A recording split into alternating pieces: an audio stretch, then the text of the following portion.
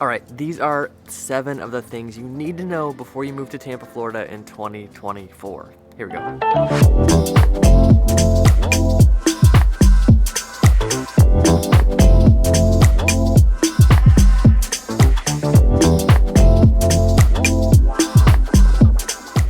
I'm Sam, and this is the Living in Tampa channel. We make these videos for you about what it's like to live and move to the whole Tampa area.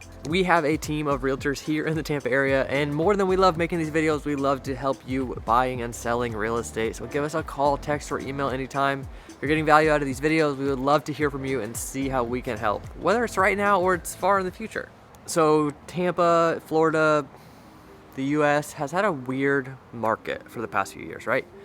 All kinds of things have happened down here, a couple hurricanes, some big insurance changes, all kinds of population shifts. Let's go into some of these things. All right, let's start with number 1. What in the world is going on with homeowners insurance in Florida?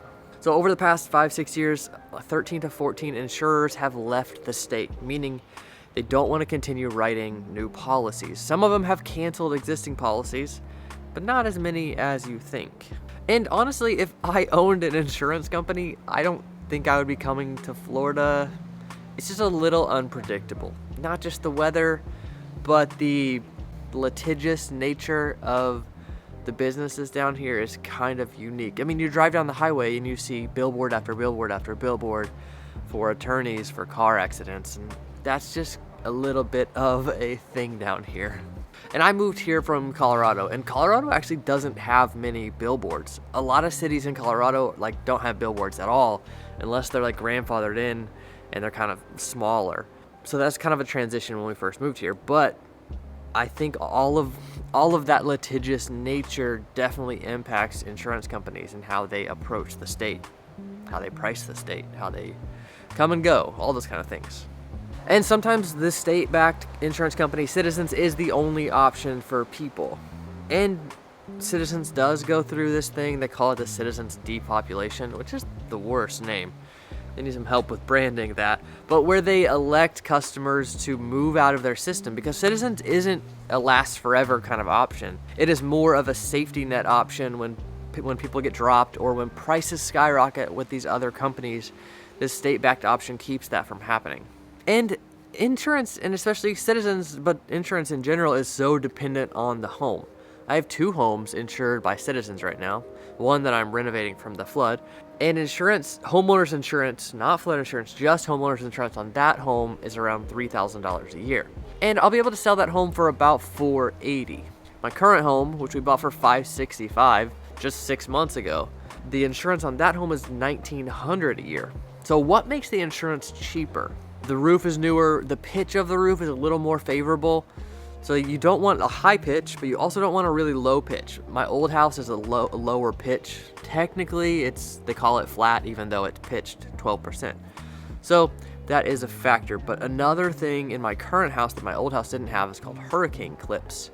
This is just a piece, like a metal strap that attaches the trusses down into the wall, concrete wall. It's not that big of a deal. There are things like this that you can get applied even if they're not already there during the construction. There are things you can do like this that make your insurance quite a bit cheaper. The annual discount on my insurance because of those hurricane clips is around $1,100 per year. Super awesome. So it's dependent on the house. Don't just think insurance is going to be crazy. We can avoid the known potential problems that make insurance a lot more expensive. So number 1, that was a long way of explaining number 1, just what is going on with insurance right now. Okay, number 2, I'm gonna call this Pasco versus everything. So whenever I first moved here, we moved to Pinellas County. My wife grew up in Pinellas County, my father-in-law grew up in Pinellas County. And some of you attacked me for saying Pinellas instead of Pinellas, and I hear people say it both ways, so whatever. But I've kind of changed the way I say it because I was tired of the comments. I was a coward to the comments. But once we moved here, I started exploring the whole area for these videos. These videos I wanted to make for you, I wanted to really get to know the entire area. Got to know Pasco County pretty well. There's a lot of new construction in Pasco County, and you've heard about it in Wesley Chapel, in Land O'Lakes, in Odessa, some of these areas. And I started to really like this area. We eventually moved up to this area, and now my wife loves it. She thought she never really would. But then I was talking to a client the other day that moved here and they're renting right now.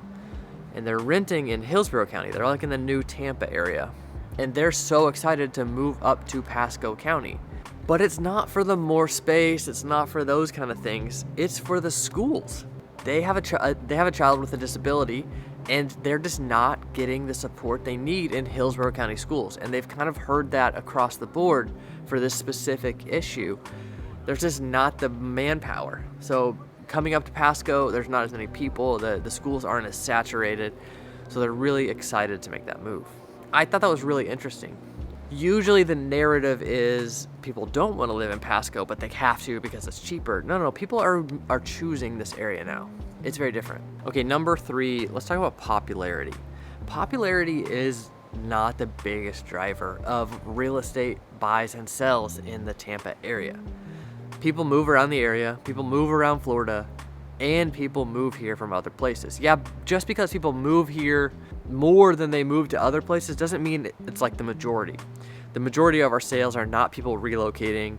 They're not people buying vacation homes. The majority of the sales are people just moving around the area. So popularity is not the biggest driver in this area. It is a big driver, right? And maybe it's, people are just choosing that they want to live here. Is that popularity, or is that somebody just making a choice? And people make those kind of choices in all kinds of markets, no matter what the interest rates are or what's going on or if there's a pandemic. But popularity is not the biggest driver. People aren't calling and saying, oh, we know Tampa's so hot, it's about to blow up, we want to go ahead and move. No, people aren't like that. People were like that for a little while, but they're not anymore.